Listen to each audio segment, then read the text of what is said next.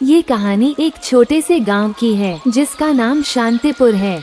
वहाँ रमा और राजू नाम के पति पत्नी रहते थे। उनके 2 बच्चे थे जिनका नाम गुड़िया और मोहन था। राजू गांव के खेत में मजदूरी करता था और रमा एक बंगले में साफ सफाई और खाना बनाने का काम करती थी। दोनों बहुत मेहनत करते थे ताकि अपने बच्चों का भविष्य सुधार सके। गर्मी हर साल पड़ती थी, लेकिन इस बार तो तापमान बहुत ज्यादा बढ़ गया था, जिससे गर्मी अपना कहर पूरी तरह से बरसा रही थी। तेज गर्मी के कारण गांव में सभी लोग परेशान थे। राजू पसीना पोंछते हुए बोलता है, इतनी गर्मी में काम करना बहुत मुश्किल हो गया है। फिर भी वह बोलता है, चलो मैं काम पर निकलता हूँ, वरना मालिक नाराज होंगे। गुड़िया और मोहन सरकारी स्कूल में पढ़ते थे। बच्चे स्कूल जाते हैं और राजू काम पर निकल जाता है। रमा उन्हें स्कूल छोड़कर अपने काम पर चली जाती है। रमा जिस बंगले में काम करती है वहाँ उसकी मालकिन सुधा और मालिक सुरेश अपने 2 बच्चों नेहा और विवेक के साथ रहते थे। सुधा बोली, अरे रमा, आ गई तू, जल्दी से सारे काम कर ले। रमा काम खत्म करने के बाद घर सजाने में भी मदद करती है। उस दिन घर में पार्टी थी। रमा के बच्चे भी वहाँ आए और बड़े बंगले को देखकर बोले, माँ, कितना बड़ा घर है, कितना ठंडा है ये। सब केक काटने आते हैं।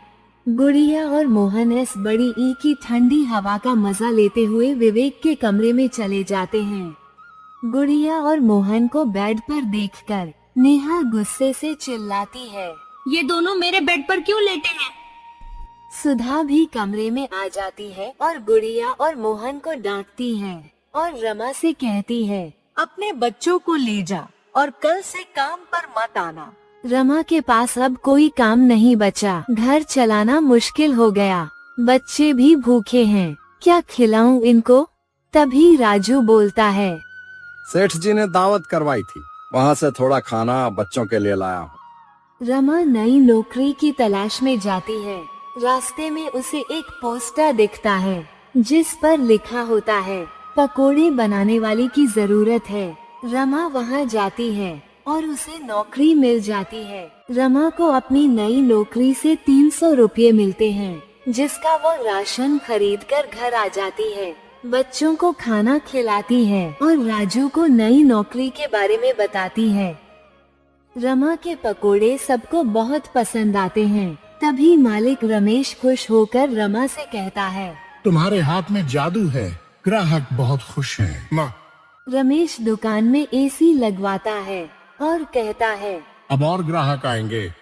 और धीरे धीरे दुकान में ग्राहक बढ़ जाते हैं और दुकान चलने लगती है। रमा भी दिन रात मेहनत करके अपने घर में एसी लगवाती है। घर में एसी लगते ही बच्चों की खुशी का कोई ठिकाना नहीं रहता।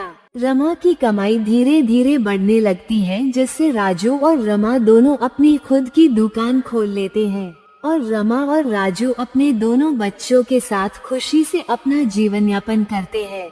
बच्चे गर्मी में एसी की ठंडी हवा में रहते हैं। पूरा परिवार खुश है। दोस्तों, ये कहानी हमें एक बहुत बड़ी बात सिखा जाती है। जिंदगी में मुश्किलें चाहे जितनी भी बड़ी क्यों ना हो, अगर इंसान हार न माने और सच्चे दिल से मेहनत करता रहे तो एक ना एक दिन कामयाबी उसके कदम जरूर चूमती है।